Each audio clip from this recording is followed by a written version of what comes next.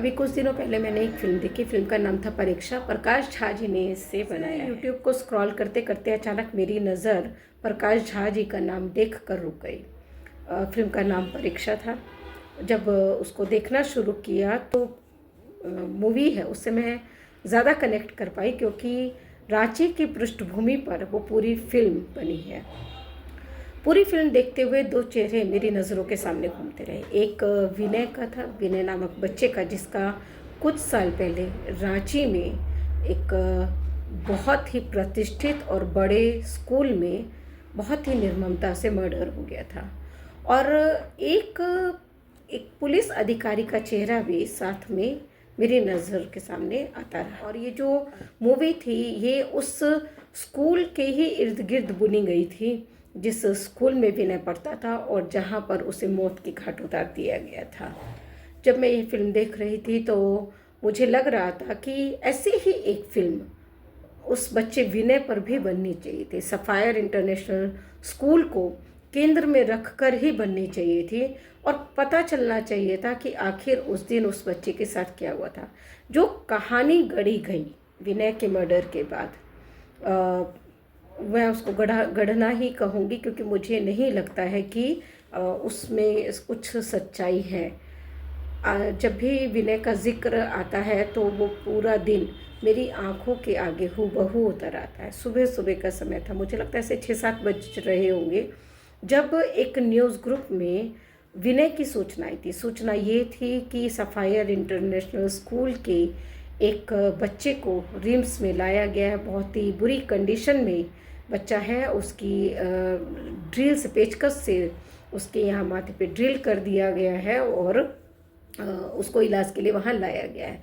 और फिर तुरंत ही ये सूचना भी आई कि बच्चे की मौत हो गई है। तो जब वो पहली सूचना आई, और लकीली उस समय मैं जगी हुई थी, जैसे ही नोटिफिकेशन आया मैंने पढ़ा तो अचानक दिमाग में एक था कि ज़रूर कुछ ना कुछ ऐसा हुआ है इस बच्चे के साथ जिस पर शायद पर्दा डालने की कोशिश होगी। और उसके बाद 9 साढ़े 9 बजते बजते मैं पोस्टमार्टम हाउस के बाहर, तो कुछ ऐसे मौके आए हैं जब मैं पोस्टमार्टम हाउस गई हूँ और इसी में वो दिन भी शामिल है जिस दिन विनय का मर्डर हुआ था और उसकी डेड बॉडी को पोस्टमार्टम हाउस ले जाया गया था। जब मैं वहाँ पोस्टमार्टम हाउस पहुँची तो उसका पोस्टमार्टम हो चुका था और जो कमरा है और जो वो एक, मुझे क्या बोलना चाहिए, वो जो एक बेंच सी होती है जहाँ पे रख कर पोस्टमार्टम किया जाता है, वो जो बेड होता है उस पर सारे में पूरा खून बिखरा होता है। ये विनय का खून था। विनय को उसके बाद फिर वो बांध कर, वो मतलब पोस्टमार्टम के बाद की जो प्रक्रिया होती है उसको एक जगह रख दिया गया था। खैर ये उसके बाद एक परिवार को विनय के कातिल के रूप में सामने लाया गया। तो उनको केस शायद अभी भी चल रहा है वो। हालांकि विनय के जो माँ बाप हैं उनको इस कहानी पर ज़रा भी यकीन नहीं है। उनका कहना है कि इसमें स्कूल एडमिनिस्ट्रेशन से या जो वहाँ पे स्टाफ रहता था उसमें से कोई शामिल है और उस फैमिली को इसमें इस का दोषी बताकर शायद एक बड़ी सच्चाई पर पर्दा डालने की कोशिश हुई है। जो माहौल था उस समय में, उसमें उस परिवार को दोषी बनाकर सामने ले आना ये ज़रा भी मुश्किल नहीं था। मुझे भी आज भी यही लगता है कि शायद विनय के हत्या की जो सच्चाई थी वो आज भी ठीक तरह से सामने नहीं आ सके। इसलिए जब मैं ये फिल्म देख रही थी और जिसमें सफ़ायर इंटरनेशनल को केंद्र में रखा गया था, और ये शायद एक तरह से इमेज बिल्डिंग की कोशिश थी। और लेकिन मुझे लगता है कि जो हुआ विनय के साथ, कोई भी फिल्म, कोई भी और काम उस पर ये उसको मतलब हटा नहीं सकता। उसके जो ज़ख्म के निशान हैं वो हटा नहीं सकता है। जब भी कभी सफ़ायर इंटरनेशनल का नाम आएगा तो सबसे पहले विनय का चेहरा सामने आएगा।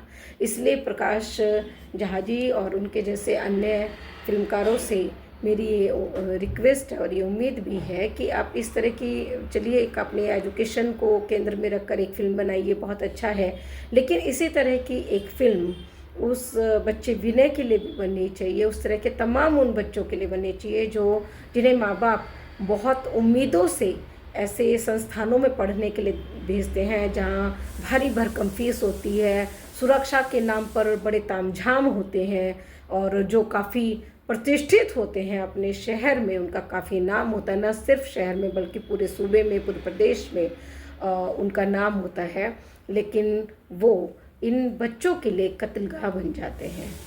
इनकी सच्चाइयाँ सामने आना बहुत ज़रूरी है। दूसरा जो चेहरा मेरे सामने आ रहा था वो था एक पुलिस अधिकारी का। ये पुलिस अधिकारी कोई और नहीं, डीएसपी विकास श्रीवास्तव है। विकास श्रीवास्तव जी मुझे उस समय याद आए जब उस फिल्म में भी एक पुलिस अधिकारी की एंट्री होती है। उस फिल्म की कुछ ये है कि एक बच्चा है जो पढ़ना चाहता है, पढ़ने में काफ़ी तेज़ है बच्चा, और उसके पिता की इच्छा है कि वो बड़े स्कूल में जाए और बड़ा अधिकारी बने। और जैसे तैसे, क्योंकि उसके पिता रिक्शा चालक है और माँ बर्तनों के कारखाने में काम करती है, संतान एक ही है वो, और उन्होंने दूसरी संतान इसलिए की भी नहीं क्योंकि वो अपने बच्चे को अच्छे से पढ़ाना लिखाना चाहते थे। पिता इसको लेकर कुछ ज़्यादा ही भावुक है और ज़्यादा उम्मीदों से भी हैं कि उनके बेटे को एक बड़ा अधिकारी बनना। जैसे तैसे करके वो उसका सफ़ायर इंटरनेशनल स्कूल में एडमिशन करवा देते हैं। एक रिक्शा वाले का बच्चा सफ़ायर इंटरनेशनल स्कूल में पढ़ता है और उसी की फ़ीस वगैरह का जुगाड़ करने के चक्कर में एक बार वो एक ऐसा अपराध कर देते हैं जो उन्हें नहीं करना चाहिए, और उसके बाद एंट्री होती है वहाँ पर एसपी की, जो इस बच्चे को पढ़ाने का ज़िम्मा लेता है। पढ़ाने का मतलब ऐसा नहीं कि वो फ़ीस वगैरह भर देते हैं, बल्कि वो उस बस्ती में जाकर इस बच्चे को और इसके जैसे दूसरे बच्चों को पढ़ाना शुरू करते हैं, जो कि कुछ बनना चाहते हैं, जो कि कुछ करना चाहते हैं ज़िंदगी में। जब ये अधिकारी की एंट्री होती है फिल्म में, तो मुझे विकास चंद्र श्रीवास्तव जी याद आते हैं, इसलिए कि जिस तरह से ये अधिकारी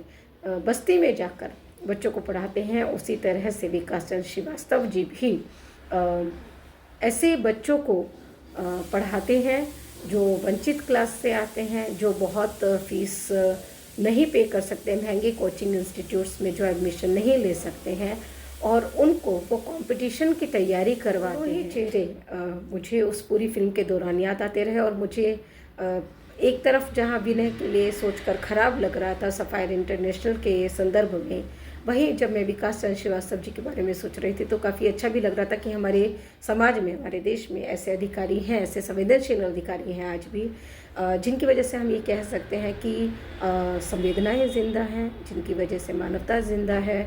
और इन अधिकारियों का होना एक उम्मीद भी देता है, उम्मीद इस बात की कि अच्छाई आज भी ज़िंदा है, और जब तक विकास जी जैसे अधिकारी हैं तब तक ज़माने से अच्छाई ख़त्म नहीं हो सकती। उनके संवेदनशील होने से एक और जो एहसास होता है वो आश्वस्ति का होता है। अमूमन जो सरकारी अधिकारी होते हैं और ख़ासकर जो पुलिस डिपार्टमेंट होता है, उस पर तमाम तरह के आरोप लगते हैं, आप और हम सब जानते हैं इसके बारे में।